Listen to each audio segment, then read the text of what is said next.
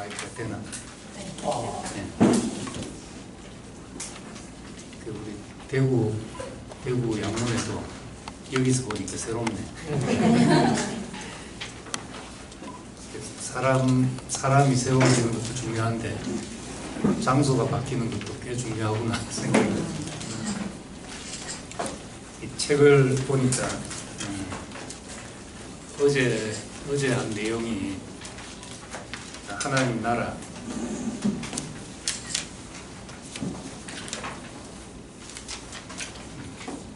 어제 한 내용이 어제 과학자가 오셔가지고 가장 기독교 교리적인 이야기를 하셔서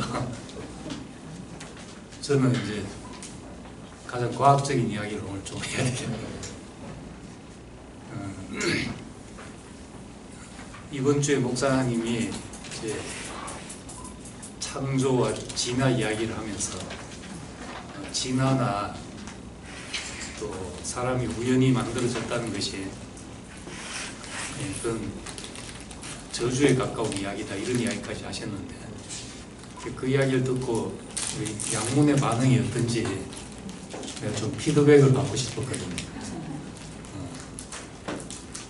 이번 주 말씀 듣고 어떻게 다들 은혜가 됐어요? 예. 네. 혹시 또 반발하는 양문의 학생은 없나 생각을 했는데 다들 은혜를 받았네. 지민아 지난주 말씀 들었나? 못 들었어? 못 들었거나 은혜 받았거나 둘 중에 하나. 못 들었다나 연애 받다나. 지금은 이제 시대가 과학적으로 사고하고 또 어떤 역사적인 사실이냐 아니냐 이런 것을 중요시하는 시대에 살고 있기 때문에 어떤 과학적으로 설명이 안 되는 것을 수용하기가 참 쉽지 않습니다. 그리고 옛날에는 과학이 발달하지 않은 시대에는 다 종교로 설명을 하게 됐죠. 지진이 난다, 화산이 폭발했다 이런 것은 다 하나님의 어떤 심판이나 이런 걸로 생각을 했고, 이제 캐나다에 가면 나이아가라 폭포가 있는데 그 나이아가라 폭포 이름이 그 신의 분노라는 뜻입니다. 신의 분노. 그러니까 원주민들은 그 폭포가 이제 소리가 너무 크고 하니까 이제 신의 분노라고 생각을 해서 분노를 달래기 위해서 거기다가 매년 처녀를 잡아다가 폭포에 던지는 이제 그런 일을 하고 있죠. 그러니까 이제 모르는 시절이니까 모르는 것에 대해서는 다 자기보다 크게 생각되고 경배하고 이렇게 했습니다. 근데 지금 이제 모든 것이 거의 대부분이 과학으로 설명이 가능한 시대가 됐죠.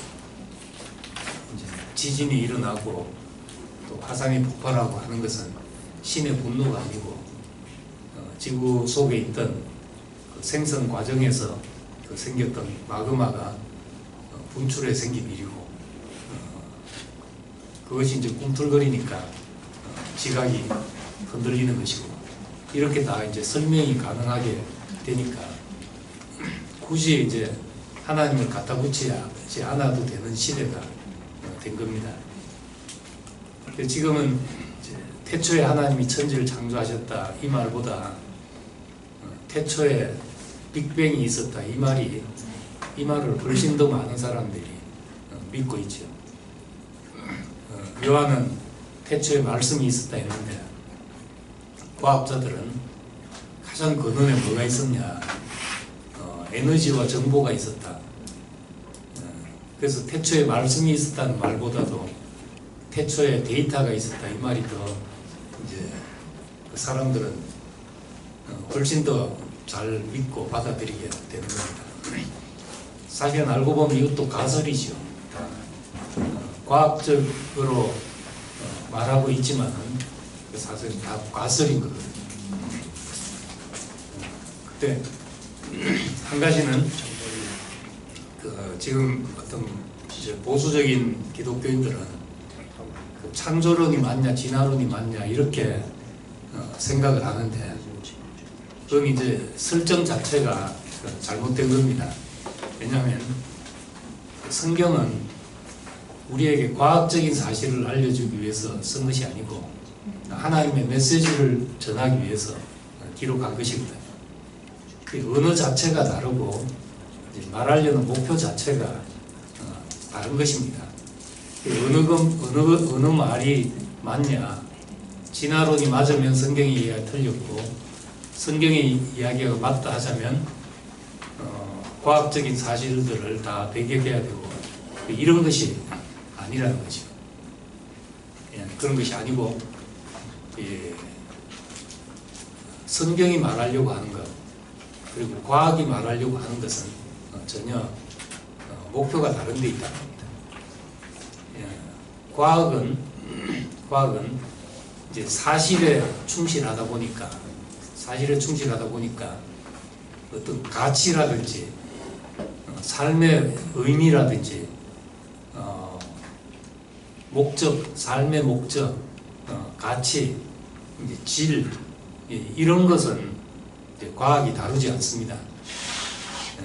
그래서 이제 자연과학을 가치 중립적이라고 말하는데 그 말은 이제 가치를 다루지 않는다는 말이죠. 핵에 대한 지식, 어떤 원자 에너지에 대한 그 지식은 이것을 잘 쓸 수도 있고 잘못 쓸 수도 있는 겁니다.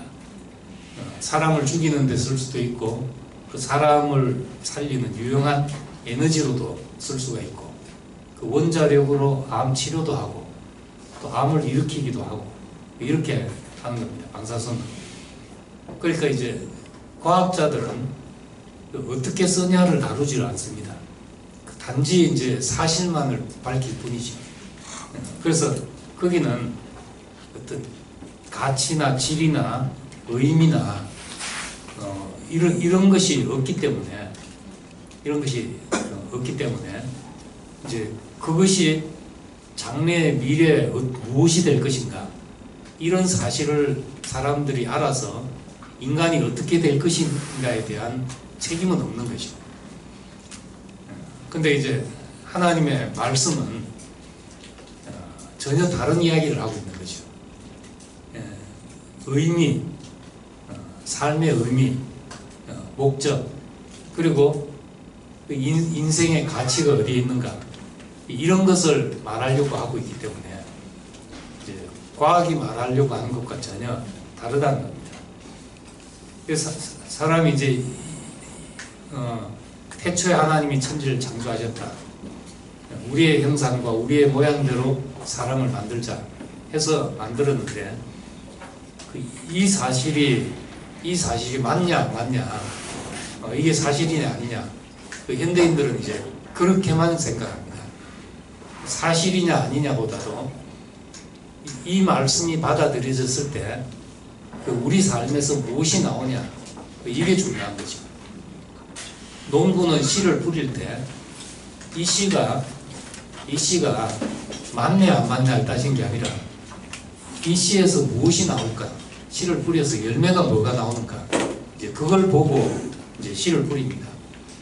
거기에는 이제 농부는 전혀 과학적인 사실을 모르지만은 이 씨를 뿌리면 열매가 이것이 나온다는 것을 알거든요. 그래서 태초에 빅뱅이 있었다는 이 말은 과학은 실험으로 증명이 되지만 태초에 하나님이 천지를 창조하셨다.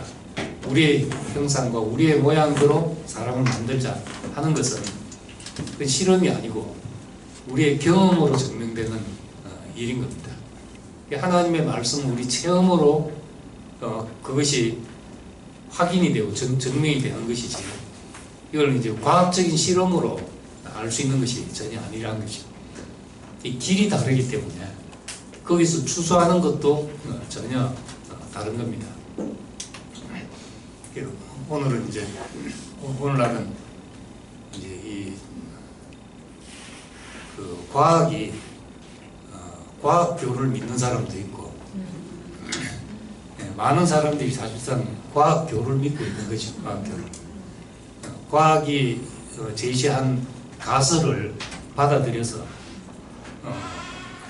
그러니까 아직도 증명이 안 됐음에도 불구하고 신뢰하고 믿고 그러고 있는 겁니다. 어떤 사람은 이제 마라톤이 종교인 사람도 있고 축구가 종교인 사람도 있고 한번 미국에서 조기 축구회를 가니까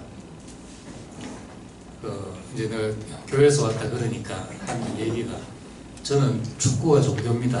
축구교를 믿습니다. 이렇게 축구가 얼마나 즐거우냐. 뭐든지 하면 다 중독성이 있거든요.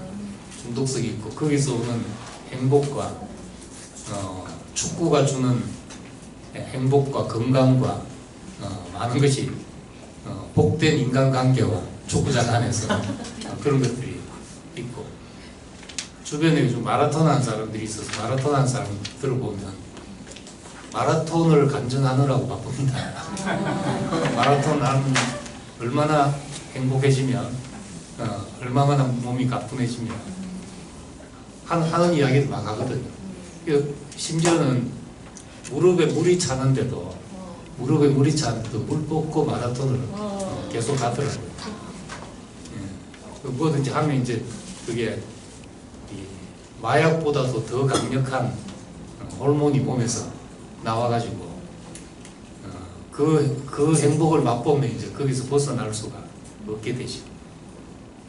그래서 사람들은 뭐든 하여튼 자기 인생에 의미를 주고 삶의 만족을 주는 뭔가를 찾아야 되는 겁니다. 그럼 우리는 왜 이 말씀을 토대로 우리 인생을 건축하고 있는가?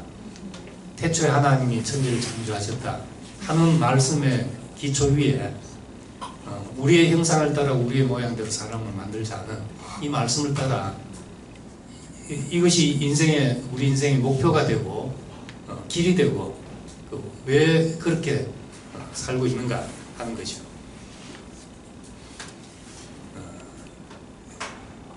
그럼 성경에서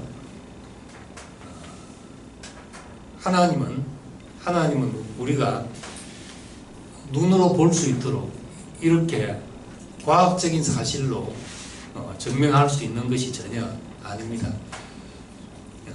그 과학이라는 것은 이제 이 피조물 안에 있는 모든 현상들을 관찰하는 거죠. 어떤 화가가 그림을 이제 잘 그려놨는데 그림이 있다는 것은 이제 화가가 있기 때문에 그림이 있잖아요. 근데 이 그림 속에서는 화가를 전혀 발견할 수가 없다는 겁니다. 그림 속에서 화가를 찾으려고 하면 화가를 찾을 수가 없지요. 그림 속에 아무리 뒤져봐도 화가가 없다 하는 식으로 이 세상을 아무리 뒤져봐도 하나님이 없다 그런다면은 그림 속에서 화가가 없다는 말과 똑같은 겁니다. 근데 이제 이 사람이 그림의 일부분이라면 피조물의 일부분이라면 그림 속에서 화가를 만날 수 없듯이 그 사람은 하나님을 그런 방식으로 도저히 만날 수가 없는 것이죠. 알 수 있는 길은 그림 속에서 화가의 어떤 특성과 마음과 성향과 화가가 표현하고자 하는 어떤 정신과 이런 것을 만날 수가 있거든요. 그림 속에서 만나지는 화가, 우리가 그것도 화가를 만났다고 그렇게 이야기를 합니다. 옛날 시대에 그 유명한 화가가 그린 작품들을 박물관에서 보고 나는 화가를 만나고 왔다 이렇게 말할 때 어디 뻥치냐 이런 말하는 사람 없잖아요. 그림을 보고 왔는데 화가를 만났다고 이야기를 한단 말이죠. 이렇게 만나는 것을 그 현존을 만난다고 그럽니다. 현존. 그러니까 어떤 물리적인 실체가 아니라 그 화가의 현존을 만나는 거죠. 하나님을 그 지으신 만물 속에서, 사람 속에서 하나님을 경험하는 것을, 그걸 하나님의 현존이라고 그럽니다. 지금 이제 홍성에 있으면 홍성에 주변에 많은 사람들이 있잖아요. 길거리 지나다니면서 부딪히면서 지나다니는 사람들이 있습니다. 실제로 내 가까이서 보고 지나가고 하지만은 이 사람보다, 예를 들어서 이제 나는 대구에서 왔으니까 대구에서 지난 일요일 날 본 사람들이 나한테 훨씬 더 생생하게 살아 있거든. 지금 오면서 고속도로 휴게소에서도 여러 사람들이 이제 보고 지나쳤는데 실제로 본 사람보다 내가 지금 내 앞에 실제로 없지만은 내 안에 이제 살아있는 사람들이 있죠. 그것을 이제 현존이라고 그럽니다. 어렵게 말하면 그렇게 말할 수가 있죠. 하나님을 어떤 물리적으로 우리가 경험할 수 있는 게 아니라 자연과학적인 관찰로 알 수 있는 게 아니라 그분의 신성과 그분의 성품과 이런 것을 그의 피조물 안에서 우리가 경험할 수 있게 되는 겁니다. 이 하나님 경험이 여러 시대를 걸치면서 아브라함의 하나님, 이삭의 하나님, 야곱의 하나님 하면서 그렇게 하면서 우리 하나님 경험을 어떤 사람들이 부분적으로 해온 겁니다. 부분적으로. 그래서 히브리서에 보면은 히브리서 1장에 옛적에 우리 하나님이 여러 부분에 대해서 여러 모양으로 말씀하신 하나님이 이 모든 날 마지막에 아들로 말씀하셨다. 그렇게 말합니다. 여러 부분적으로 말씀하셨다. 그러니까 아브라함은 하나님을 이제 부분적으로 경험한 거죠. 어떤 부분을 경험했다. 자기를 그 우상 섬기는 땅에서 자기를 불러내신 분. 그래서 불러내셔서 세겜으로, 베델로, 헤브론으로 이렇게 부르시는 하나님을 경험한 거죠. 헤브론 땅, 이게 내가 내게 지시할 땅으로 가라. 내가 내게 지시할 땅으로 가라. 이렇게 말씀한 그 땅이 이제 지리적으로 보면 거기가 바로 헤브론입니다. 그 아브라함이 마지막으로 정착하고 그 안에 사라를 묻고 이랬던 곳이죠. 예, 그 헤브론이라는 뜻이 교통한다는 뜻이니까 하나님은 우리를 불러서 영적으로 말하자면 자기와 교통하는 자리로 우리를 부르셨다는 거죠. 나를 관계하시고 나와 관계하시려고 하시고 나와 교통하시려고 하시는 분은 아브라함을 만났다는 겁니다. 그리고 이삭의 하나님, 야곱의 하나님을 거치면서 그 하나님이 구체적으로 우리에게 찾아오셔서 뭘 하시는지가 구체적으로 나타났다는 겁니다. 아브라함을 통해서 부르신 하나님이 이삭에게 복 주시고 야곱을 다루셔서 야곱이라는 통로를 통해서 그 복이 모든 사람에게 흘러내리도록 이렇게 하셨다는 거죠. 축복을 흘러내리게 하셨다는 거죠. 이 아브라함과 이삭과 야곱의 하나님, 이것이 이제 구약에서 만난 그 외에도 많은 사람들이 있지만은 대표적으로 그렇게 아브라함의 하나님, 이삭의 하나님, 야곱을 통해서 경험된 하나님, 이렇게 이제 우리에게 말하고 있는 겁니다. 우리를 부르셔서 우리를 축복하시고 그 축복이 궁극적으로 모든 사람에게 이 세상으로 흘러내리도록 이제 그렇게 우리를 부르셨다는 거죠. 근데 이제 구약은 다분히 이제 구약 성경 자체가 역사적이고 물리적이고 또 이스라엘 민족에 국한된 이야기고 이렇기 때문에 복이 흘러내릴 수가 없었던 겁니다. 그래서 이제 이 모든 날 마지막에 그 아들 예수 그리스도를 통해서 하나님의 계시를 이제 완성하신 거죠. 하나님이 뭘 하시는 분인가, 우리에게 무슨 의미인가, 이걸 이제 완성하셨다는 겁니다. 마치 이제 모자이크 조각들이 한 조각 한 조각은 다 어떻게 보면 의미 없는 조각일 수 있잖아요. 의미 없는 조각일 수 있는데 다 해놓고 나서 보면은 기가 막힌 작품이 되는 거죠. 모자이크. 우리 구약에서 이제 한 조각 한 조각을 볼 때는 이게 뭔가 이렇게 보고, 과학적인 눈으로 보면은 한 조각 한 조각밖에 안 보이는 거죠. 근데 이제 이 성경을 기록한 사람들 눈에는 이것이 모자이크 작품으로 태초의 여러 부분에 대해서 여러 모양으로 말씀하신 하나님이 이 모든 날 마지막에 아들로 말씀하시고 나니까 이제 그림이 딱 나타나게 됐다. 전체 그림이. 퍼즐 조각도 마찬가지잖아요. 퍼즐 조각 한 조각 한 조각 보면은 그것만 놓고 보면 우리가 퍼즐 한 조각이라고 생각한다면 나는 왜 이렇게 못생겼나, 내 튀어나온 것은 무슨 의미가 있으며 내 들어간 건 무슨 의미가 있나, 도무지 나 혼자서는 알 길이 없지요. 퍼즐 조각 한 조각으로. 근데 이것이 이제 어떤 자리에 딱 들어가서 제자리에 적재가 적소에 딱 놓이게 되면은, 그러면 튀어나온 건 튀어나온 것대로, 들어간 건 들어간 것대로 하나도 자기 인생에 모난 어떤 것이 하나도 의미 없는 것이 없게 된다. 우리 그런 자리를 만나게 된다. 우리 이제 예수 그리스도 안에 와서 인류 역사가, 전 역사가 해석이 되고 우리의 전 인생이 해석되게 되었다는 거죠. 나는 왜 이렇게 불행한가? 내 인생엔 왜 이런 일이 일어나야 되는가? 우린 나 혼자서는 해석이 안 됐다는 겁니다.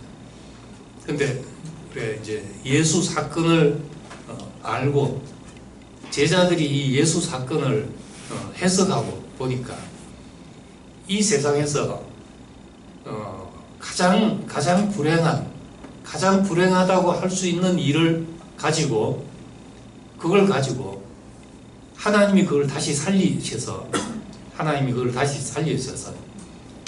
모든 만유에 이름을 주는, 모든 만유를 소생케 하는데 이 사람을 사용하셨다는 것이죠. 그러니까 다 불행이라고 생각했던 그것을 하나님이 살리셔서 모든 것을 구원하는데, 모든 것에 의미를 불어넣고 모든 것을 복된 것으로 바꾸고 이런 데서 사용하셨다는 겁니다. 이걸 볼 때 우리 인생으로 다시 돌아와서 내 인생이 하나님이 쓰시기만 하면 하나도 버릴 것이 없구나, 이렇게 되는 겁니다. 사람은 이제 이 역사 속에서 사람이 사실 자기를 알기가 참 힘들잖아요. 내가 나를 알기가 힘들고, 그래서 이제 내가 길을 가다가 똥을 밟았는데 나한테서 냄새가 난단 말이죠. 내 코는 한 3분만 지나면 마비가 돼서 나는 똥 밟은지도 모르고 돌아다니는데 사람들이 이제 나만 보면 인상을 쓴단 말이에요. 나를 보고 인상 쓰고 있으니까 내가 기분 좋을 리가 없잖아요. 저게 나한테 인상을 쓰고 나를 싫어하고 나를 욕하고, 그럼 이제 어디서 시작된지도 모르고 나는 또 감정이 나빠져 가지고 역시 그 사람에 대해서 또 인상 쓰고 이제 험한 말이 나가기 시작하는 거죠. 그래서 이런 것이 이제 계속 돌다 보면은 악순환되면은 판단과 미움과 살인과 그다음 다시 이제 보복과 보복 다음에는 7배의 보복과 이런 것이 이제 돌아가게 되는 겁니다. 이 세계 대전이라는 게 뭐 거창한 걸로 생긴 게 아니거든. 아주 사소한 어떤 걸 가지고 뭐 한 사람이 죽었는데 세계 대전이 일어나서 몇 천만이 죽는다 이런 일이 생기는 거죠. 이런 이제 작은 것이 악순환되면은 점점 눈덩이처럼 커져서 이 저주가 악순환되는 거죠. 저주가 이 고리를 끊을 사람이 없다는 겁니다. 그래서 구약 성경에 구약에 보면 이제 처음 가인이 아벨을 죽인 다음에 하나님이 이제 벌을 내리시니까 하나님이 당신 나를 동산에서 여기서 내어 쫓으니까 사람들이 나를 죽이려 합니다. 그러니까 하나님이 염려 마라. 너를 죽인 자는 벌을 7배나 더할 것이다. 이런 말을 했습니다. 하나님이 가인을 보호한다고 그렇게 말한 것이 아니라 가인이라는 사람의 성질이 그렇다는 겁니다. 나를 해한 사람은 벌을 7배나 갚는다. 이 가인만 그런 게 아니고 사람이 다 그런 거예요. 모든 사람이. 그래서 이제 내가 예를 들어서 뺨 한 대 딱 맞았다. 그럼 상대방 뺨 한 대 탁 때린다고 직성에 풀리냐? 안 풀리죠. 한 7대는 갈겨놔야지 속이 풀린다는 거예요. 그럼 이제 내 감정이 원상복귀 되자면 7배를 갚아야 되잖아요.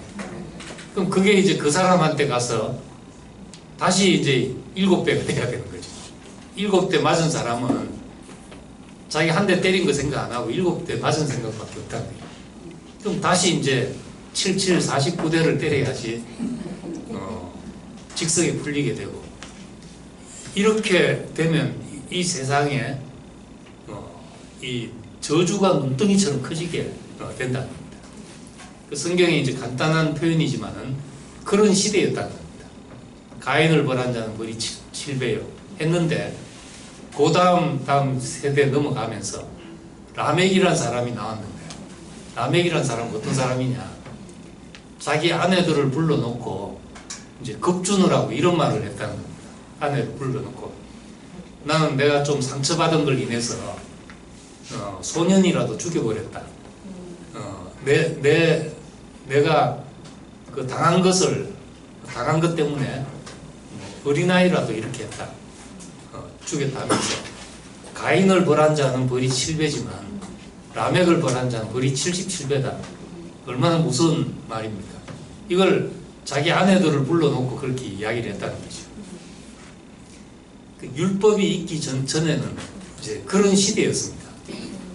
이 세상의 저주가, 이 세상의 불행이 계속 그 희석되거나 그래 되지 않고 악순환되는 겁니다.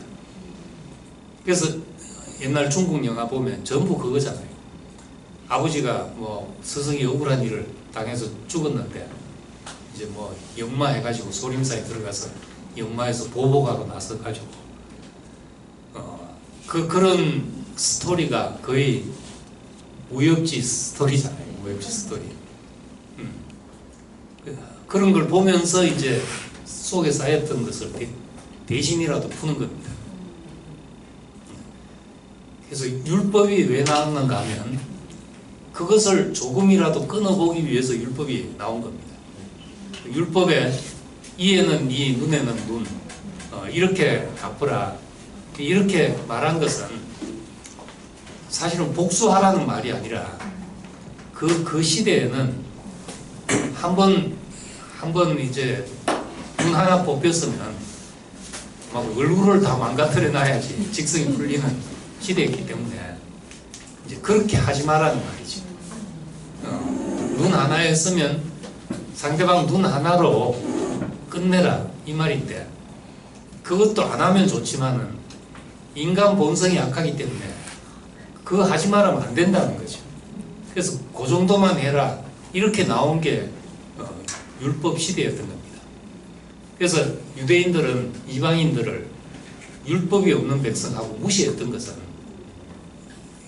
율법이 없으면 완전 야만이죠. 완전 짐승 수준이었다.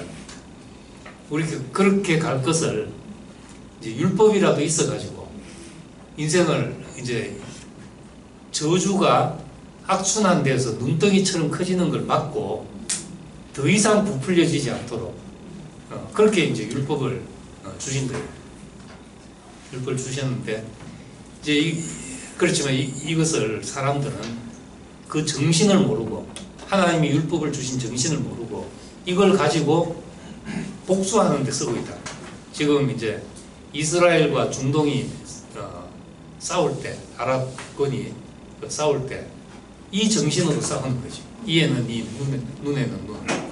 그래서 한치도 안 밀리려고 우리가 당한 것은 반드시 복수한다. 이걸 꼭 알려줘야 되는 거죠. 그래야 뒤에 또 그런 일이 안 생기도록 하는 방법으로 그렇게 한다. 근데 이제 예수님이 오셔서 이걸 전부 다 뒤집어 엎었다는 거죠. 이걸 다시 예수님은 그 말씀하시는 것 속에 하나님의 정신을 아셨다는 겁니다. 하나님 정신. 그래서 이제 이런 말씀을 하셨죠. 이혼할 때 모세는 이혼 정서를 써주라고 했습니다. 그 말은 이혼해도 된단 말 아닙니까? 이제 사람들이 예수에게 이렇게 물었습니다. 이렇게 지금은 이제 뭐 그런 것이 많으니까 지금도 이제 이 정신을 헤아려야 되죠. 그 문자적으로 헤아릴 것이 아니라. 그런데 예수님은 그때 하나님이 그렇게 말씀하신 것은 본래는 그렇지 않다. 하나님 마음은 그게 아니다. 안 했으면 좋겠는데 그 사람들이 이제 그게 안 되기 때문에 그렇게 이야기한 거다. 근데 지금 사람들 그걸 가지고 이제 악용을 한다는 거죠. 예수님은 원수 갚는 일도 모세는 이에는 이, 눈에는 눈 이렇게 말했지만 나는 너희에게 말한다. 원수를 사랑하고 원수를 위해서 축복하고 기도하라. 이렇게 이제 예수님은 말했다. 그런데 지금 이제 지금 우리 가운데서도 이것이 과연 가능한가 하는 거죠. 가능하십니까? 원수를 미워하지 말. 이에는 이를 넘어서 원수를 미워하지 말라 했는데 미워하지 않는 정도가 아니라 원수를 사랑하고 원수를 축복하고 원수를 위해서 기도하라. 가능하십니까? 예. 가능하면 여기서 말씀을 마치겠습니다. 근데 한 명밖에 없는 관계로. 근데 예수님은 자기는 가능하니까 그렇게 말했겠잖아요. 일단 자기 자신은 가능하니까. 그래서 십자가에 못 박히셨을 때 저들의 죄를 용서하십시오. 알지 못해서 그렇습니다. 그렇게 얘기했습니다. 그러니까 예수님은 원수를 위해서 기도했고 용서가 됐고 했지요.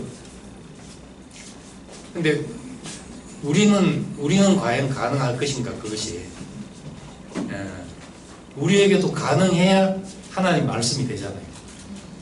하나님의 모양과 하나님의 형상대로 사람을 만들자 해서 이 사람이 어떤 사람인지 몰랐는데 예수를 보니까 바로 하나님은 이런 사람이 되게 하려고 우리를 지었구나. 이런 사람이 되려고 하려고 우리에게 이 말씀을 주셨구나. 이렇게 알게 된 겁니다. 근데 어떻게 우리는 이 말이 가능할 것인가? 성경에 보면 이제 그렇게 한 사람이 예수 이전에도 한 사람이 있었습니다. 요셉이라는 사람이지. 요셉은 아버지의 사랑을 독차지하고 아버지의 편애를 받아가지고 형들이 다 질투를 해서 쟤 죽여버리자 이렇게 된 겁니다. 그래서 한번 형들 양치는데 아버지 심부름을 왔다가 형들 앞에 잡혀가지고 이제 뭐 웅덩이에 빠뜨려가지고 묻어버리고 치우자, 죽이고 치우자 했는데 그 중에 이제 유다라는 형제가 죽이지 말자. 아버지가 얼마나 슬퍼하겠냐. 그러니까 차라리 팔아버리자. 이래가지고 이집트에 노예로 팔려가서 이렇게 된 사람입니다. 뒤에 어찌 되었든 간에 그 형들을 생각하면 이가 갈릴 걸 아니겠어요. 보통 사람은 나를 죽이려 했다. 나를 죽이려 했다. 뭐 내 돈 떼먹은 사람도 이가 갈릴 수 있는데 나를 죽이려 한 사람에 대해서 만약에 기회만 된다면 당연히 뒤끝 장렬하겠죠. 복수가 나오겠죠. 근데 이제 마지막에 가서 결국 우여곡절 끝에 이집트의 총리가 되게 되고 요셉이 총리가 된 덕분에 7년 기근을 해결하고 많은 사람이 살 수 있게 되었고 또 그것 때문에 이집트가 7년 기근을 잘 대비해서 살기 때문에 주변의 유목민들도 다 이집트에 와서 곡식을 얻고 살 수 있게 그렇게 된 겁니다. 그 중에 그 살 수 있게 된 사람이 요셉의 아버지와 형제들이 살 수 있게 된 거죠. 그러니까 결과를 보니까 형들이 나를 팔은 것 때문에 그 시작은 형들이 자기를 미워하고 이렇게 시작이 됐지만 판 것 때문에 결과는 자기가 총리가 돼서 많은 사람의 생명을 구하는데 쓰여지게 됐다는 거지. 이렇게 생각하고 보니까 형들이 더 이상 원수가 아닌 겁니다. 형들이 만약에 그렇게 안 했더라면은 오늘날 어떻게 내가 총리가 됐겠으며 사람들이 이 기근을 해결하고 살 수 있었겠나. 그렇게 생각하니까 이제 마지막 형들이 아버지 죽고 나서 이제 아버지가 있으면 아버지가 말릴 텐데 아버지 죽으니까 형들은 이제 막 들들들 뜨는 상황이 되지 않았겠어요. 동생 앞에서. 그때 요셉이 놀라운 말을 하게 됩니다. 이 창세기 50장 20절에 나온 말씀은 창세기의 백미와도 같은 결론과 같은 그런 말씀이죠. 당신들은 나를 헤아려 했지만 하나님은 그것을 선으로 바꾸셔서 하나님 그것을 선으로 바꾸셔서 오늘날 만민의 생명을 구원하게 하려 하셨습니다. 많은 사람이 생명을 구원하게 하셨습니다. 그러니까 두려워하지 마시고 절대 그렇게 하지 마십시오 하고 안심을 시킨 거죠. 헤아려 한 그것까지도 하나님은 선으로 바꾸셨습니다. 이렇게 하게 된 겁니다. 선악과 창세기 3장의 선악과를 먹고 타락한 인간이 이 선악의 저주가 어디서 끝이 나는가? 선악의 저주, 이 저주의 악순환이 어디서 끝이 나게 되는가? 하나님이 그것을 선으로 바꾸신 것을 경험할 때만 우리 속의 모든 미움과 원한과 저주와 이런 것이 다 끝이 나게 된다. 이 자리가 어딘가? 이 자리가 궁극적으로 구약에서는 요셉 한 사람이 탁월해서 그랬지만 우린 신약에 와서 예수 안에서 죽음을 부활로 바꾸신 분, 그 모든 사람의 이 사람들의 어리석어서 예수를 죽게 했는데 하나님이 그걸 살리셨단 말입니다. 그래서 예수의 부활은 원수를 이기셨다, 사망 권세를 이기셨다 이렇게 말했는데 이제는 그 말은 무슨 원수를 싸움하듯이 우리가 짓밟았단 말이 아니라 우리 속에 원수라는 것이 원인무효가 되게 됐다. 원수가 사라지게 됐다는 거죠. 누가 나를 밀쳐가지고 구렁텅이에 빠뜨리려고 나를 떠밀어 버렸는데 내가 그래서 구렁텅이로 떨어져 가지고 바닥에 내팽겨서 쳤는데 떨어지고 나서 보니까 돈방석에 앉았더라. 내가 떨어진 곳이 돈방석이더라. 그러면 나를 미친 사람을 어떻게 해야 되겠냐는 거죠. 뭐 좀 돈다발 하나라도 줘가지고 살해를 해야지. 정말 고맙다, 정말 고맙다. 이래 될 것이 아니냐고요. 어리석으면 돈다발에 앉아서도 나를 밀치는 사람을 저 어떻게 복수해 줄까? 그런 생각을 할 텐데 지혜로우면 그 사람 때문에 이렇게 된 것이. 그래서 하나님의 섭리라는 것, 하나님의 일하시는 방법을 하나님의 섭리라고 하는데, 섭리라는 것은 지나고 보니까 하나님이 이렇게 하셨구나 하는 걸 깨닫게 됐다는 겁니다. 그 섭리 속에는 선과 악이 다 뒤엉켜 있는 거죠. 역사 속에는 다 선악이 뒤엉켜 있거든. 좋은 거 나쁜 거 다 뒤엉켜 있다. 그런데 그 뒤엉켜 있는 것 속에 우리는 이것은 잘못됐고 이것은 잘한 것이고 그렇게 생각하고 막 악과 싸운다고 생각을 하는데 어떤 사람은 또 내가 악이라고 생각하고 선이라고 생각하고 이러니까 선과 선이 충돌하고 이 세상은 말하자면 진흙탕 싸움이 된 겁니다. 근데 이제 이 진흙탕 싸움에서 하나님은 뭘 하고 계시는가?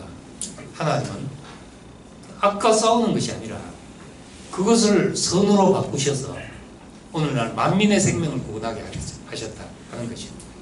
예수의 죽음을 선으로 바꾸셔서 그를 다시 살리셔서 오늘날 만민의 생명을 구원하게 하려 하셨다. 우리가 그 자리를 정말로 우리 자신으로 경험하게 된다면 우리는 예수님 말씀대로 원수를 사랑하고 원수를 축복하고 원수를 위해서 기도할 수 있는 사람이 된다. 그래서 오늘날 우리가 이 그리스도가 없으면 인생은 무엇으로도 소화되지 않습니다. 사람은 다 이기적인 자기 생존 욕구를 가지고 살기 때문에 다른 사람의 생존 욕구와 부딪힐 수밖에 없죠. 사람은 함께 살아야 서로 공익을 추구하고 살지만은 다 두 사람만 모여도 이해관계가 생기게 되어 있는 겁니다. 어떻게 미움이 안 생기고 어떻게 저주가 안 생기냐는 거죠. 그리고 그 생긴 걸 어디서 소화할 거냐는 거죠. 무엇으로 해석하고 넘어갈 거냐. 안 되면 세상에서는 힘만 있으면 뭐 복수하지. 나한테 해롭게 한 사람들, 나를 미워한 사람들 두고 보자. 뭐 내가 할 수만 있으면 그러고 싶지 않겠어요. 세상 그 방법밖에 없는데, 이 저주가 악순환되는 방법밖에 없는데, 이젠 예수 안에서 악을 선으로 바꾸신 분 안에서 우리의 모든 것이, 우리에게 내 인생에 일어난 모든 것이 축복이 되어서 나를 이렇게 복되게 하기 위해서 부르셨군요. 나를 이렇게 복되게 하기 위해서 미운 사람도 두시고 나를 이 자리로 몰아가셨구나. 이렇게 이제 우리가 해석되게 되면은 우리에게 들어온 모든 것을 복으로 바꿔서 축복을 순환시키는 사람, 축복을 유통하는 사람이 되는 것입니다. 그냥 단순한 장사는 100원짜리를 사다가 200원으로 팔아서 이익을 남기는, 물건을 유통하면서 이익을 남기지만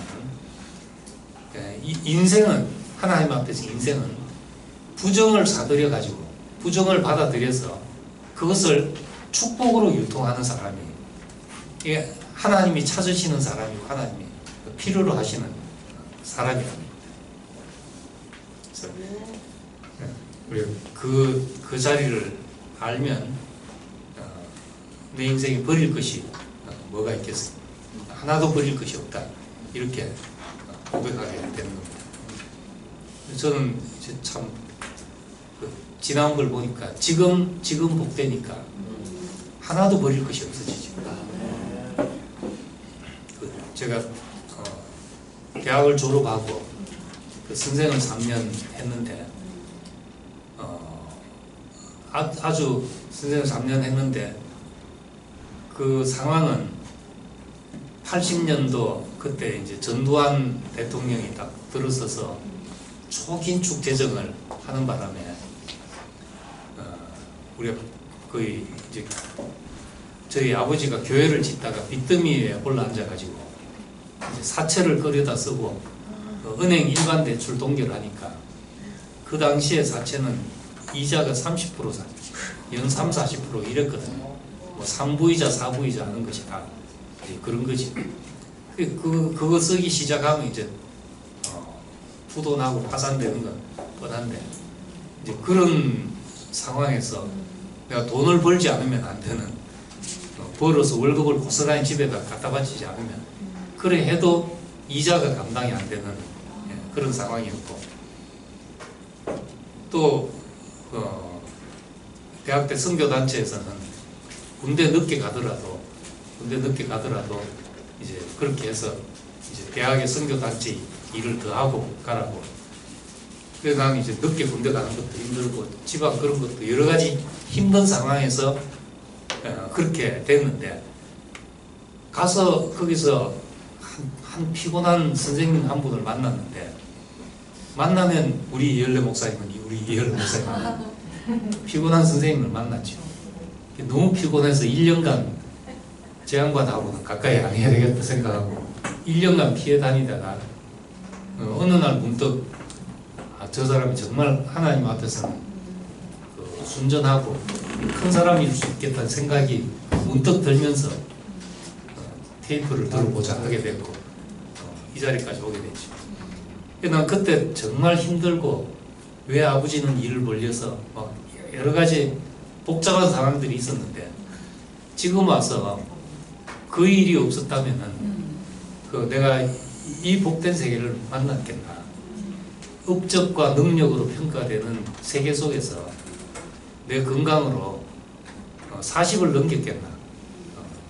무리하다가 다 사람들 병 걸리고 간 나빠지고 목사들 그런 목사들 부지기수거든요. 다 교회 가면 교회가 커야 되고 하니까 힘들게 무리하다가 근데 한 번도 업적과 능력과 이런 것으로 나를 보지 않는 분을 만나니까 내가 그래도 3, 40대 편안하게 살게 됐고 그러다 보니까 약이 좋아져서 간도 치료되고 지금 오늘 이렇게 살게 됐죠. 다른 사람은 60대 이제 지금 은퇴를 생각할 나이인데 난 60에 취직이 돼가지고 배우러 오게 됐으니까. 그러니까 지금 내 인생에 가장 복된 것이 있으면은 그 복은 모든 저주를 삼키게 되죠. 부활하신 이후에 예수님이 나를 믿는 자는 마가복음을 보면 나를 믿는 자에게는 이런 표적이 따르리니 이런 표적이 따르리니 하면서 무슨 독을 마실지라도 해가 되지 않는다. 뱀에게 물려도 상치 않고 무슨 독을 마셔도 해가 되지 않는다. 이게 무슨 말인가? 이걸 정말 믿습니다 하고 해보려다가 뱀에 물려서 큰일 난 사람들도 있고 한데 이게 무슨 말인가? 우리가 경험해 보니까 정말 내가 무슨 독을 마셔도 나에게 해가 되지 않는 세계가 있구나. 우리가 그런 세계를 경험하게 되는 겁니다. 그리스도가 있다는 것, 하나님의 창조가 있고 그리스도가 있다는 건 우리에게 축복이죠. 우리의 모양대로 우리의 형상을 따라 우리의 모양대로 우리가 사람을 만들자 하는 것은 우리를 이런 세계로 초대하는 겁니다. 맞냐 안 맞냐 실험으로 따질 문제가 아니라 우리 인생의 체험으로서 이걸 살아보면은 우리도 하나님의 형상과 모양대로 지어져서 무슨 독을 마셔도 해가 되지 않는 사람으로 살고 이 복을 독이 들어왔는데 그것을 다른 사람의 복으로 주는 그런 사람으로 바뀌게 되는 거죠. 이런 사람이 하나님이 필요로 한 사람이고, 식물은 동물들이 내놓은 배설물을 다 받아들여서 이산화탄소와 배설물을 받아들여서 식물은 생물이 살 수 있는, 동물들이 살 수 있는 산소와 또 광합성을 해서 탄수화물과 이런 걸 만들어 내놓잖아요. 그러니까 이 전혀 다른 생명이기 때문에 이 식물은 자기 배설물이라고도 할 수 있고 산물이라고 할 수 있는 것이 동물에게는 생명이 되는 거죠. 동물의 배설물이 식물의 생명이 되는 거죠. 우리에게 왜 예수의 생명을 주셨는가? 왜 다른 생명을 주어서 살게 하시는가? 그건 이 세상에 어떤 저주라도 우리가 그것을 삼켜서 복으로 바꿀 수 있는 생명이기 때문에 그렇다. 그래서 이 시대에 지금 사람이 쓸모없어져 가는 시대가 됐습니다. 일부 소수 외에는 이젠 사람들이 별로 필요가 없어지고 인건비도 너무 비싸고 사람 안 쓰려고 하는 거죠. 사람 쓰면 남는 게 없다. 이게 요즘 비즈니스 하는 사람들의 정신입니다. 전부 기계를 쓰지 왜 사람을 쓰냐 골치 아프고. 그러니까 일부 소수의 사람과 기계만 필요한 시대가 되어버린 거예요. 중산층들이 쓸모가 없어지게 지버리게 된 겁니다. 근데 여기서 우리가 어디서 존재 가치를 찾을 건가? 어디서 내가 평생 죽을 때까지 우리가 필요로 한 사람으로 살 것인가? 그건 그리스도 안밖에 없다. 그리스도로 이 세상의 모든 부정을 삼켜서 우리가 그걸 축복으로 유통하는 사람이 되면은 그때 우리는 죽는 날까지 하나님과 사람 앞에 필요한 사람으로 그렇게 살게 될 것이랍니다. 그래서 제목을 축복을 유통하는 사람 했는데 이런 비즈니스 괜찮지 않습니까? 뭐 재활용도 괜찮은데 우리가 이 세상의 모든 사람들이 건축자들이 버리는 것을 우리는 그것을 요긴하고 보배로운 모퉁이 머릿돌로 삼는 이 유통사업을 우리가 지금 벌이고 있는 겁니다. 이런 축복 안으로 우리를 초대하신 주님을 찬양합니다.